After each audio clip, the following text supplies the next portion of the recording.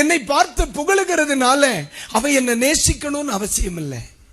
என்னை கடிந்து கொண்டதுனால அவன் என்னை விரோதிக்கணும்னு அவசியம் இல்லை. சில நேரத்தில் சிலர் பண்ற வேலை என்ன தெரியுமா? ஒரு ஆள், ஏம்மா உன் பாட்டில் ஏதோ ஒன்று திருத்தினா நல்லா இருக்கும் அப்படின்னு நம்ம சொல்லுவோம் தெரியுமா? நம்மளை பெரிய விரோதின்னு நினைப்பாய், நம்மளை விரோதின்னு நினைப்பாய். அடுத்த ஸ்டேஜில் நீ இந்த தவறை செய்யாம இருக்கிறதுக்கு வேண்டியாக்க நான் என்ன செய்தேன்? உன்னை உபதேசம் பண்ணினேன். ஆனா அவன் தப்பு செய்யான்னு தெரிஞ்சும் சூப்பரா இருந்த பிரதர் அடிச்சு மின்னுங்க நீ ஏத்தி விடுகான் தெரியுமா?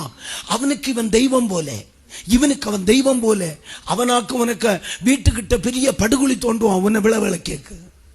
நம்ம நினைப்போம் நம்மளை பாராட்டுகிறவர்கள் எல்லாரும் நம்மளை சிநேகிக்கிறாங்க. இல்ல சகோதரா, இல்ல. நம்மை கடிந்து கொள்ளுகிறவனாக்கும் உண்மையா நம்மளை சிநேகிக்கியது. இன்னைக்கு பலருக்கும் ஆலயத்தில் கடிந்து கொள்ளுகிறது பிடிக்காது, உபதேசிக்கும் கடிந்து கொள்ளுகிறது பிடிக்காது, அப்பா அம்மா கடிந்து கொள்ளுகிறது பிடிக்காது, வாத்தியார் கடிந்து கொள்ளுகிறது பிடிக்காது.